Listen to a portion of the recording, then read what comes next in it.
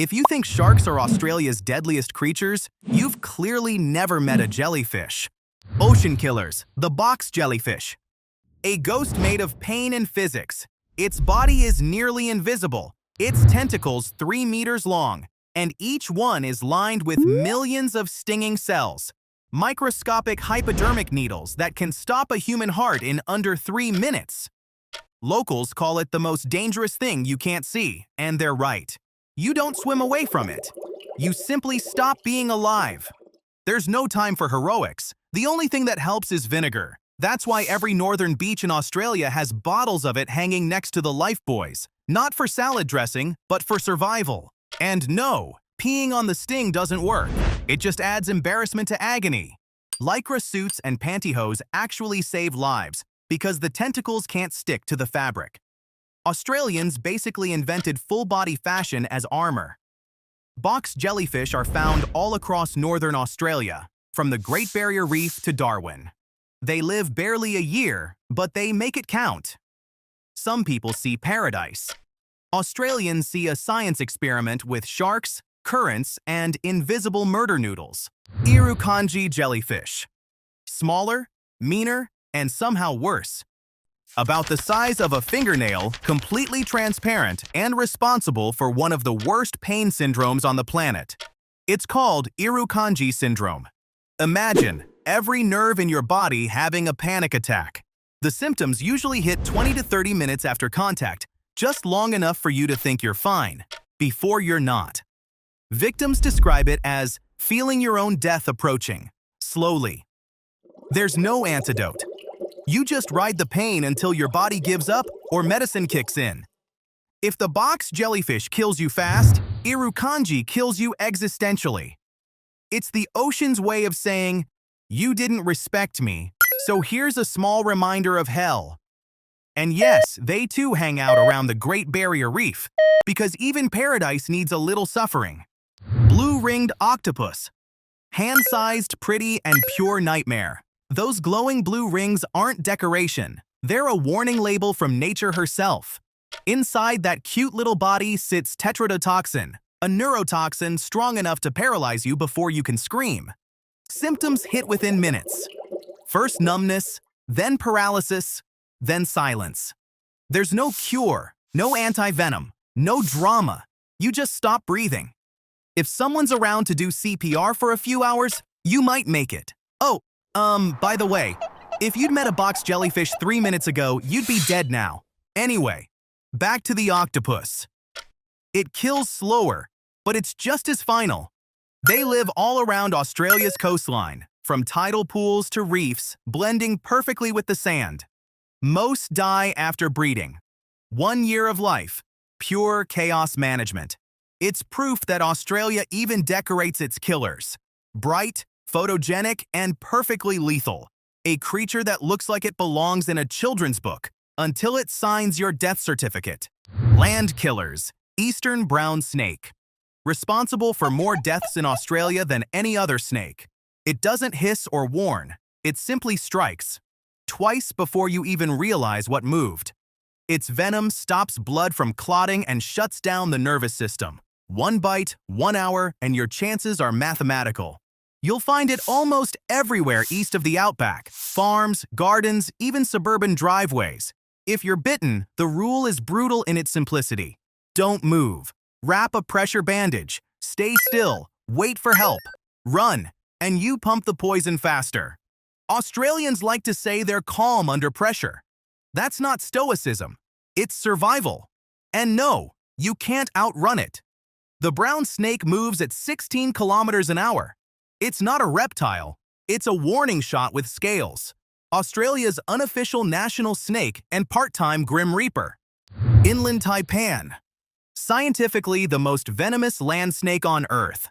1 bite could kill 100 people, but it won't. The taipan lives in the desert's heart, avoids humans, and prefers solitude to slaughter. If the brown snake is a hitman, this one's a monk who's mastered restraint. Her venom is biochemical poetry. It shuts down nerves, clots blood, and melts organs within minutes. Then she vanishes again, leaving scientists impressed and everyone else relieved. She hunts mostly rats, and even that she does efficiently. One precise strike. No showmanship. Found mainly in Queensland and South Australia, she spends most of her life underground, coming out only after heavy rain. Australia's most dangerous introvert. Lethal in theory, not in practice. Saltwater crocodile. 6 meters of prehistoric patience and over a ton of muscle. It doesn't stalk. It waits. Then it hits with the speed of a car crash and the precision of a trapdoor. The death roll follows, a spinning move that drowns and disassembles the victim at the same time. It's not just big, it's the biggest. No crocodile or alligator on Earth comes close. Saltwater crocs are the heavyweight champions of their order, outclassing even the Nile crocodile by both mass and temper. Despite the name, they don't actually need salt water. They thrive in rivers, swamps, and coastal lagoons, happily moving between fresh and seawater. That's what makes them so dangerous. They can appear literally anywhere wet. Unlike the Florida alligator, which mostly minds its own business, the salty attacks first and philosophizes later. They can live over 70 years, long enough to remember when people still thought they were logs. A floating tree trunk with an appetite and a grudge. If the water looks calm, it's not peace, it's digestion. Unexpected killers. Before we talk spiders, let's talk statistics, because the next killers don't have fangs, they have hooves. Horse and cow. Every year, cows and horses kill more Australians than sharks, snakes, and spiders combined. Not through malice, through physics. A startled kick, a crushed rib cage, a car crash on a country road. You don't need venom when you have half a ton of muscle and no spatial awareness. Most deaths happen on farms or rural highways. Riders thrown off. Cattle wandering onto the road at night. They're called gentle giants. But there's nothing gentle about 200 kilos of hoof landing on a human. Australians are twice as likely to be killed by a horse as by a crocodile. It's not even close. The difference? The horse gets sympathy cards. In a country famous for venom, it's strangely fitting that one of the most dangerous things is a cow with no idea what it just did. Australia, where survival means fearing both fangs and hooves. Creepy crawlers. Sydney funnel web spider. If Australia had an official nightmare, it would have 8 legs and live under your shoe. The Sydney funnel web is aggressive, fast, and loaded with enough neurotoxin to stop a child's heart in 15 minutes. It doesn't run away when threatened. It charges. Imagine a spider that looks at a boot and thinks, "Round 2." Males are deadlier than females and far more likely to wander into homes, shoes, or swimming pools. Before the anti-venom was introduced in 1981, bites were almost always fatal. Since then, 0 deaths. That's how good Australian medicine has become. It's evolved purely out of necessity.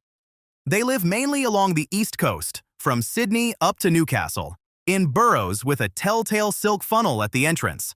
Aggressive, toxic, and local. Basically the Sydney nightlife in spider form. Redback spider. The smaller, sneakier cousin of the black widow. They're everywhere. Under garden furniture, in mailboxes, sometimes in toilet seats. About 3,000 Australians get bitten every year, and every single one lives to complain about it. The redback's venom causes intense pain and sweating, sometimes for days. It's rarely deadly, but it's impressively inconvenient. Since 1956, there's been an effective anti-venom, another proud Australian milestone in, we really had to fix this. Only the females are dangerous. The males are about the size of a fingernail and die after mating.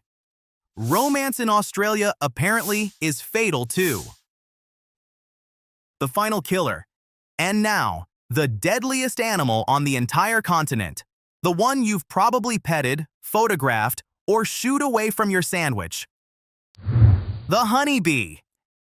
Every year, allergic reactions to bee stings kill more Australians than all the continent's snakes and spiders combined. The sting itself isn't the problem. Your body's overreaction is. A drop of venom, a misfire in your immune system, and you're done. Bees are everywhere. orchards, cities, deserts. They pollinate a third of Australia's crops and quietly top the fatality charts while doing it. Australia has antivenoms for snakes, spiders, even jellyfish. But not for this one. You can outsmart a crocodile, survive a taipan, even swim past a box jellyfish. But you can't reason with your own biology. This is a country at permanent war with its own ecosystem. And somehow, it's still winning. It's the perfect final twist. The deadliest animal in Australia doesn't bite, swim, or stalk. It buzzes. Some call it poetic justice, nature's smallest creature reminding us that size doesn't matter. In a land of monsters, the real killer is still wearing stripes. In Australia, danger doesn't roar. It glides, slithers, buzzes, and sometimes it moos. Because on the world's deadliest continent, survival isn't about strength, it's about luck and paying attention to anything that moves. Stay curious, and see you in the next one.